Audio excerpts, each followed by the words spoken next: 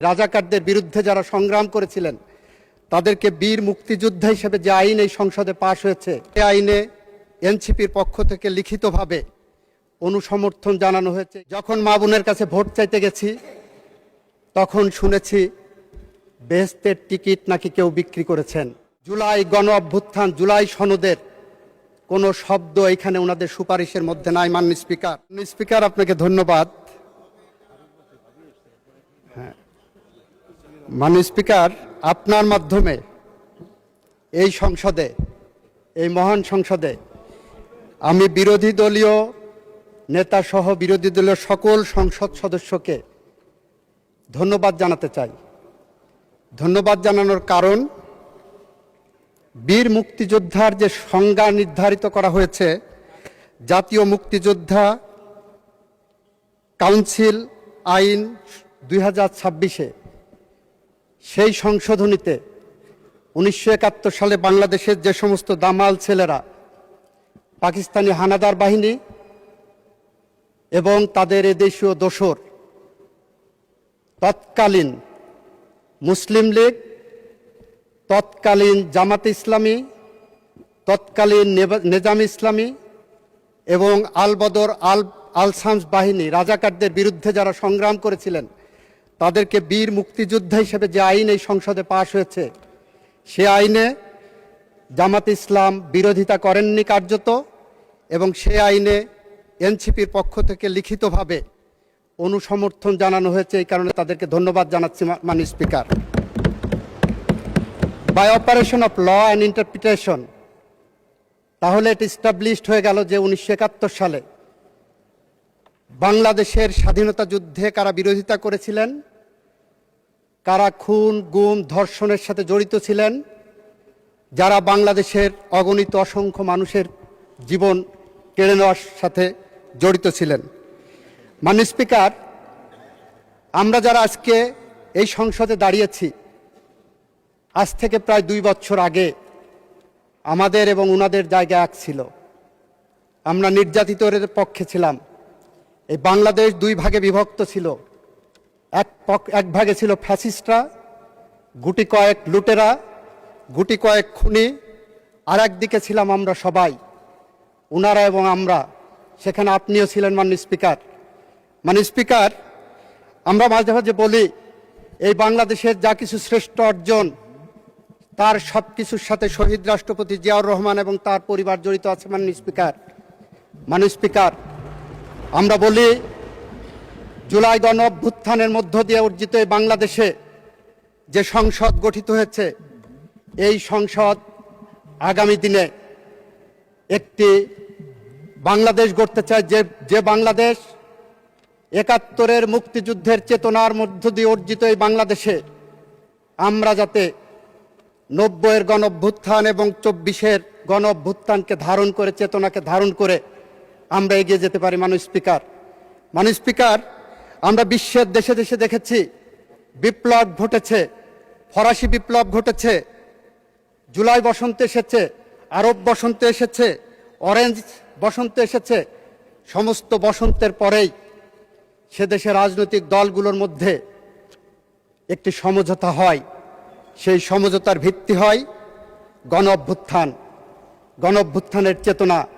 কিন্তু আমরা যেটা দেখছি, অত্যন্ত দুঃখের সাথে, পরিতাপের সাথে আমি লক্ষ্য করলাম, গতকাল জাতীয় সংসদে একটি লিফলেট পেলাম। মাননীয় স্পিকার, সেই লিফলেটে ওনারা 11 দলীয় জোটের পক্ষ থেকে একটি লিফলেট দিয়েছেন, বিরোধী দল কেন সংস্কার চায়। সেখানে কয়েকটি পয়েন্ট দিয়েছেন। এই পয়েন্টের মধ্যে কোথাও জুলাই সনদের কথা বলা নাই। মাননীয় স্পিকার, এখানে বলেছেন গণভোটের কথা। ব্যাখ্যা করেছি, জুলাই সনদ থেকে গণভোটকে ডেভিয়েট করা হয়েছে। That is a fraud on the constitution and that is a fraud on the law. এটা আমরা বলেছি। এখানে কোথাও জুলাই জাতীয় সনদ, যেটা 33টি রাজনৈতিক দল স্বাক্ষর করেছিলেন, তার কোথাও নাম চিহ্ন এখানে নাই। মাননীয় স্পিকার, এটা পড়তে যে মনে হলো 33-এ পাশের একটা থিওরি আছে। মাননীয় স্পিকার, এই যে আমরা 33-এ পাশ পরীক্ষা করি না, আমাদের দেশে এক্সামিনেশন সিস্টেমে 33-এ পাশ, এটা পড়তে যে মনে হলো কি আমি 33-এ পাশের স্টেজে আছি। 33-এ পাশ আসলো 1858 সালে। এই উপমহাদেশে যখন ম্যাট্রিকুলেশনের পরীক্ষা শুরু হবে, সেই সময় কতই পাশ হবে নির্ধারণ করতে পারছে না। তখন ব্রিটিশ শাসক ছিলেন, ব্রিটিশদের কাছে পাঠানো হলো যে 33-এ কততে পাশ হবে। তখন ব্রিটেনে পাশের মার্কস ছিল 65 নাম্বার। ব্রিটিশরা মনে করতেন এই উপমহাদেশের মানুষ ব্রিটিশদের থেকে অর্ধেক বুদ্ধি ধারণ করে, তাই ওনারা 32.5 নাম্বারে পাশের মার্কস করলেন মাননীয় স্পিকার। ওখানে ছিল 65, এখানে হলো 32.5। 4 বছর পরে 1862 সালে এটা 33 করা হলো। আমার মনে হচ্ছে ওনারা এমনভাবে লিখেছেন, আমি কি সেই 33 পাশের মতন ওনাদের থেকে এখন অর্ধশিক্ষিত আছি? যেখানে মাননীয় স্পিকার জুলাই গণ অভ্যুত্থান, জুলাই সনদের কোনো শব্দ এখানে ওনাদের সুপারিশের মধ্যে নাই। মাননীয় স্পিকার, এটা অত্যন্ত দুর্ভাগ্যজনক এবং দুঃখজনক। মাননীয় স্পিকার, এখন যদি বলি যে এটা কবে হবে, তাহলে ফিলিস্তিনি জাতীয় কবি মাহমুদ দারুইশের একটি কবিতার কথা মনে পড়ে। ওনারা কবে এটা শুভবুদ্ধির উদয় হবেন? মাহমুদ দারুইশের প্রেমিকা তাকে জিজ্ঞাসা করেছিলেন, মাহমুদ আমাদের দেখা হবে কবে? উনি বলেছিলেন যেদিন যুদ্ধ থামবে। প্রেমিকা জিজ্ঞাসা করলেন, যুদ্ধ কবে থামবে?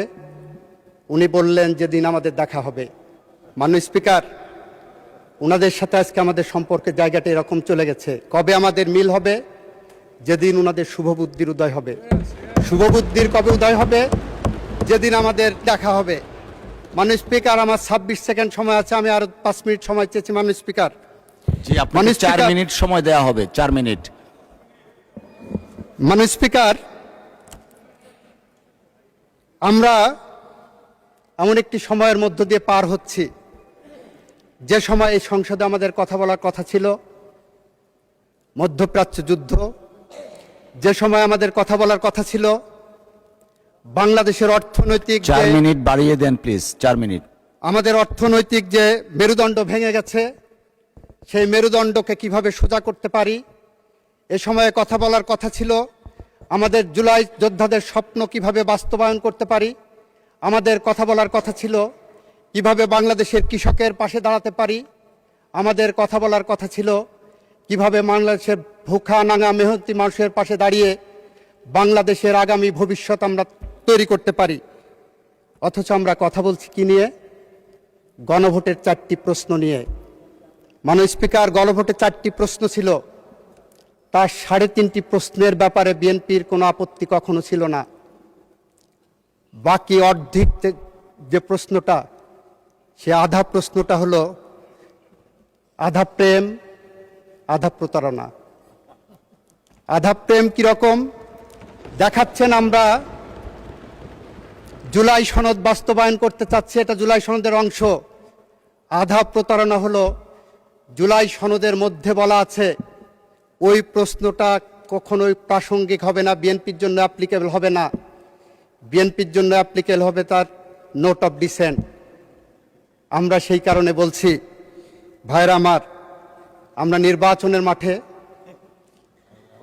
মাননীয় সংসদ সদস্য স্ট্যান্ড কারেক্টেড। মাননীয় স্পিকার, আমি দুঃখ প্রকাশ করছি, নির্বাচনের মাঠে আমাদের নিজস্ব এজেন্ডা ছিল। নির্বাচনের মাঠে যখন মা বোনের কাছে ভোট চাইতে গেছি, তখন শুনেছি বেহেশতের টিকিট নাকি কেউ বিক্রি করেছেন। মাননীয় স্পিকার, আমি নিজে কানে শুনেছি, আই এম দ্য উইটনেস। দ্বিতীয়ত, আপনাদেরটা শুনো। মাননীয় স্পিকার, আপনার মাধ্যমে বলতে চাচ্ছি, যদি ভুয়া হয়ে থাকে, প্লিজ আপনারা কথা বলবেন না। যদি ভুয়া হয়ে থাকে মাননীয় স্পিকার, তাহলে ধন্যবাদ জানাচ্ছি। তাহলে জাতির কাছে যারা বলেছিলেন ধানের শীষা দাঁড়িপাল্লায় আসলে বেহেশতের টিকিট পাওয়া যাবে, তাহলে আজকে তারা স্বীকার করছেন তারা বেহেশতের টিকিটের ধারক নহে। মাননীয় স্পিকার, আমাদের আজকে কথা বলার কথা ছিল ফ্যামিলি কার্ড নিয়ে, কিভাবে আরো বেশি পরিশীলিতভাবে ফ্যামিলি কার্ড 4 কোটি মানুষের কাছে পৌঁছে দেওয়া যায়। ওনাদের উচ্চারণ করার কথা ছিল ফ্যামিলি কার্ডের বিরুদ্ধে কোনো অনিয়ম হচ্ছে কিনা, কোনো দলীয়করণ হচ্ছে কিনা, কোনো দুর্নীতি হচ্ছে কিনা, সে মর্মে কোনো আলোচনা নাই। মাননীয় স্পিকার, কৃষক কার্ড নিয়ে, কৃষকের ভাগ্য নিয়ে কোনো আলোচনা নাই। মাননীয় স্পিকার, মাননীয় স্পিকার, ইমামদের জন্য ভাতা চালু করা হয়েছে, আমাদের মাননীয় প্রধানমন্ত্রী করেছেন, সেই মর্মে কোনো আলোচনা নাই মাননীয় স্পিকার, ধন্যবাদ নাই। আমি ধন্যবাদ জানাতে চাই মাননীয় বিরোধী দলের মাধ্যমে ওনাদের সংসদ সদস্যদেরকে।